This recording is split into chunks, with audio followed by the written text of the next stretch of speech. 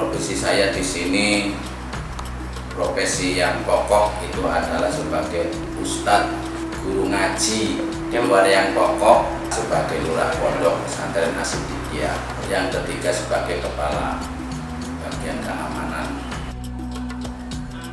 Kegiatan untuk santri itu adalah yang paling utama, belajar, melaksanakan apa yang pernah dipelajari.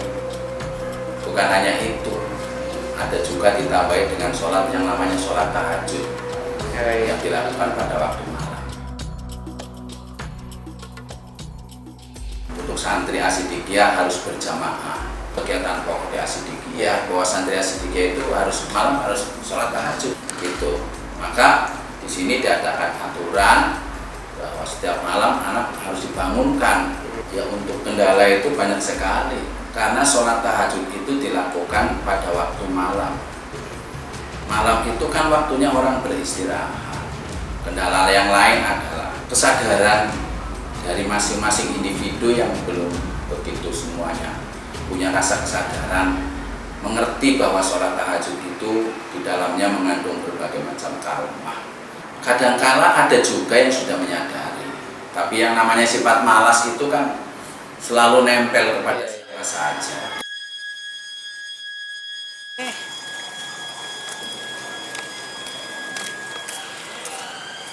Untuk membangunkan itu karena susah, upaya-upaya kita ya kumpulkan senior-senior termasuk mahasiswa ahli, ospad dan wali asuh, dikumpulkan, diajak kerjasama bagaimana membangunkan mereka supaya mereka itu pada saatnya tahajud bisa kumpul di masjid untuk tahajud bersama-sama. Kan ada upaya yang lebih jauh dari itu.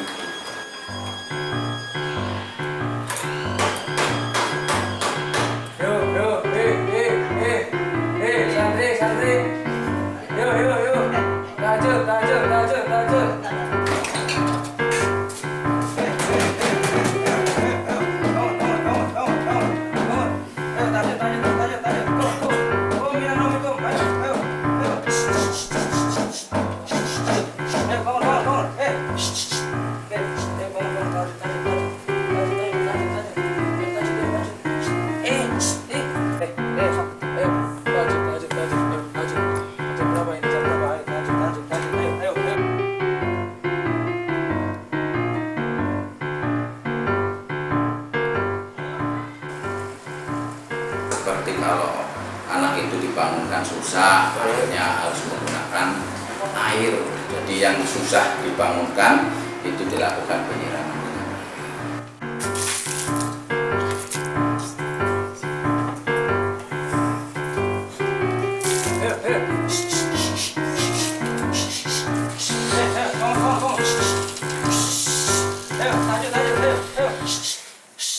Nama saya Muhammad Manjul. Saya di sini sebagai seorang santri yang sedang menuntut ilmu di sini.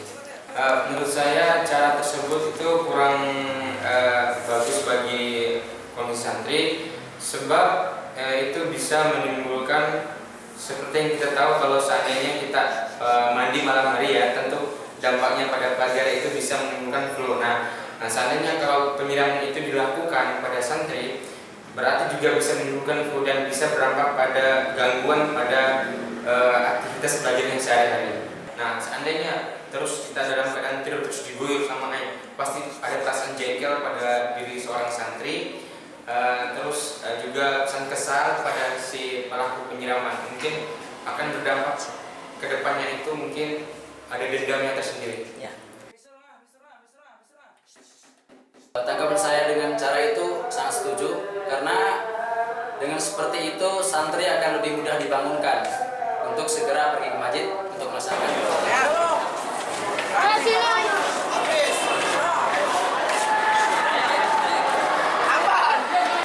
Semua aktivitas itu di pesantren memang terkadang beda. Dulu kita sama merasakan seperti itu. Dulu tidak langsung disiram. Kita dulu adalah dengan peringatan. Yang pertama adanya bunyi speaker dari masjid untuk menggugah kita untuk melaksanakan qiyamul lail atau sholat tahajud. Dengan membangunkannya adalah ngetok pintu, assalamualaikum, ditepuk satu persatu, diorangkan, diadakan. Nah, jika berlanjut, kedua, ketiga, tidak, baru dengan penggunaan air. Dan itu dulu hukumnya diperbolehkan. Kalau sekarang ada undang-undang tentang bagaimana hak asasi anak, pendidik dalam pendidikan itu harus dijunjung tinggi, itu sangat kalau bisa dihindari. Dalam artian metodenya harus seperti yang dulu, yaitu pendekatan lebih dahulu, peringatan, dan juga baru terakhir itu pilihan terakhir.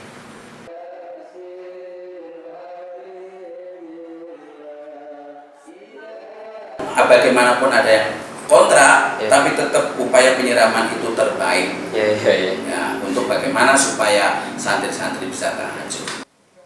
Itu bukan merupakan suatu kekerasan, tapi itu adalah ajaran yang harus kita lakukan.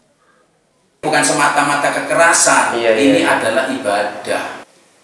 Buka kitab yang namanya Kitab Dzurratun Nasihin di halaman 122. Ya, Allah Subhanahu wa Ta'ala itu menyayangi seseorang yang mau bangun malam, kemudian mau melakukan sholat. Dia mau membangunkan istrinya bagi orang yang sudah punya istri. Jika istrinya dibangunkan membangkang, seorang laki-laki tersebut dipersilahkan untuk menyiram dengan air pada mukanya. Maka guru itu jika mau melakukan itu, malam bangun sholat tahajud, kemudian santri-santrinya dibangunkan supaya tahajud, ternyata masih ada yang susah dibangunkan di sana, itu apabila guru mau menyiramnya, itu bahkan mendapatkan rahmat dari Allah Subhanahu. Karena pendekatan psikis itu akan berujung kepada kecintaan, tapi pendekatan fisik itu berujung mungkin ada dua, kebencian atau dendam. Itu yang dikhawatirkan. Harapan saya ke depan, saya sih setuju-setuju saja dengan cara penyiraman ini, tapi mungkin jangan diguyur atau disiram, tapi dipercik-percik saja. Dan volume airnya mungkin dikurangi di ungkainya itu. Membangunkan secara fisiknya, kita kadang lemah untuk membangunkan secara psikis. Pendekatan kita menganakkan atau mengorangkan santri itu jauh lebih mumpuni ketimbang hanya pendekatan fisik. Karena apa? Pendekatan